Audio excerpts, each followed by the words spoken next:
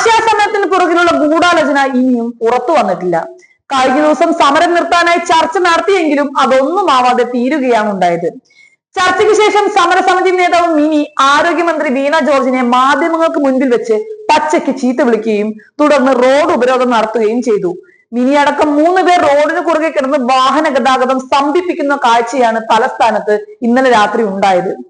ഇതോടുകൂടി ആശമാരെ പിരികയറ്റി വിടുന്ന ആളുകളെ നിയമപരമായി തന്നെ കൈകാര്യം ചെയ്യുമെന്ന് മുഖ്യമന്ത്രി പിണറായി വിജയൻ അറിയിക്കുകയുണ്ടായി. സമരത്തിലുള്ള കേരള ആശാ ഹെൽത്ത് വർക്കേഴ്സ് അസോസിയേഷനുമായി ഇത് 3ാം വട്ടമാണ് മന്ത്രി ചർച്ച നടത്തുന്നത്. CITU, INTUC തുടങ്ങിയ സംഘടനകളെയും ചർച്ചയ്ക്ക് ക്ഷണിച്ചിരുന്നു. ചർച്ചയിൽ പ്രശ്നങ്ങൾ പഠിക്കാൻ സമിതി നിയോഗിക്കുന്നതിനെ കുറിച്ച് നിർദ്ദേശം ആരോഗ്യമന്ത്രി മുന്നോട്ട് വെച്ചു. അതിനെ തങ്ങളുടേത് ഒഴികെയുള്ള സംഘടനകൾ അംഗീകരിച്ചുവെന്നും അവർ പറയുകയുണ്ടായി.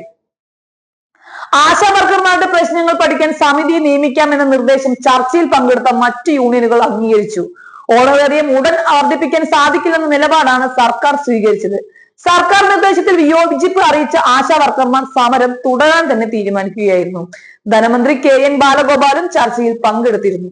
കഴിഞ്ഞ ദിവസം മന്ത്രി വീണ ജോർജ് കേന്ദ്ര ആരോഗ്യമന്ത്രി JP നഡ്ഡയുമായി കൂടിക്കാഴ്ച നടത്തിയിരുന്നു. ഇൻസെന്റീവ് വർധന കേന്ദ്രം ഗൗരവത്തോടു കൂടി ആലോചിക്കുന്നുണ്ടെന്നാണ് ചർച്ചയ്ക്ക് ശേഷം മന്ത്രി വ്യക്തമാക്കിയത്.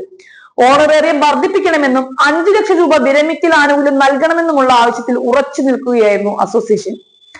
ആശാ വർക്കർമാരുടെ സമരം 53 ദിവസം പിന്നിട്ട സാഹചര്യത്തിലായിരുന്നു ചർച്ച. ആശമാരുടെ പ്രശ്നങ്ങൾ പഠിക്കാൻ സമിതി രൂപവൽക്കരിക്കാൻ തീരുമാനിച്ചിട്ടുണ്ടെന്ന് ആരോഗ്യമന്ത്രി വീണ ജോർജ് പറയുന്നുണ്ട്. ആരോഗ്യ വകുപ്പിന് പുറമെ തൊഴിൽ വകുപ്പ് പ്രതിനിധികൾ സമിതിയിൽ ഉണ്ടാകും.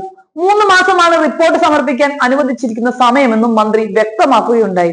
2 ഘട്ടമായാണ് ആശാ സമരത്തിൽ ചർച്ച നടത്തിയത്. ധനകാര്യമന്ത്രി ഓൺലൈനിലൂടെ ആദ്യഘട്ട ചർച്ചയിൽ പങ്കെടുത്തു. ആശമാരുടെ സമരത്തിന് അനുകൂലമായ നിലപാടാണ് സർക്കാർ ഇതുവരെ സ്വീകരിച്ചിട്ടുള്ളത്. ഇവർക്കായി പരമാവധി ചെയ്യാനാവുന്ന കാര്യങ്ങൾ ചെയ്തിട്ടുമുണ്ട് മന്ത്രി പറയുന്നു. കമ്മിറ്റി രൂപവൽക്കരിക്കാൻ തീരുമാനിച്ചിട്ടുണ്ട്. ആരോഗ്യം, ധനവകുപ്പ്, തൊഴിൽ വകുപ്പ് പ്രതിനിധികൾ കമ്മിറ്റിയിൽ ഉണ്ടാകും. 3 മാസത്തെ കാലയളവിൽ റിപ്പോർട്ട് സമർപ്പിക്കും. സമരം അവസാനിപ്പിക്കണം. ട്രേഡ് യൂണിയനുകൾ സർക്കാർ നിലപാടിനോട് അനുകൂലമായാണ് പ്രതികരിച്ചത്. സമരം ചെയ്യുന്ന സംഘടന ആലോചിച്ച് പറയാമെന്നും അറിയിച്ചിട്ടുണ്ട്. ചർച്ച മുഴുവൻ റെക്കോർഡ് ചെയ്തിട്ടുമുണ്ട്. എല്ലാവരെയും ഉൾക്കൊള്ളിക്കുന്ന സമീപനമാണ് സർക്കാരിൻ്റെത്. വളരെ ക്രിയാത്മകമായ ചർച്ചയാണ് നടന്നത്. സമരക്കാർ സമ്മതിച്ചാലും ഇല്ലെങ്കിലും കമ്മിറ്റിയുമായി സർക്കാർ മുന്നോട്ട് തന്നെ പോകും. സമരത്തെ ഗൗരവമായി തന്നെയാണ് കാണുന്നത്. ഇതുകൊണ്ട് മാത്രമാണ് ഇത്രയും ചർച്ചകൾ നടത്തിയതെന്നും മന്ത്രി അവകാശപ്പെടുകയുണ്ടായി. എന്നാൽ യാതൊരുവിധ കോംപ്രമൈസും ഇല്ലാതെ തങ്ങളുടെ തീരുമാനമായി മുന്നോട്ട് പോവാൻ തന്നെയാണ് ആശമാരുടെ തീരുമാനം. ഇടയ്ക്ക് വെന്റിലേറ്ററിലായ സമരത്തിന് എല്ലാ പിന്തുണയും കൊടുക്കുന്നത് പ്രതിപക്ഷം തന്നെയാണ്.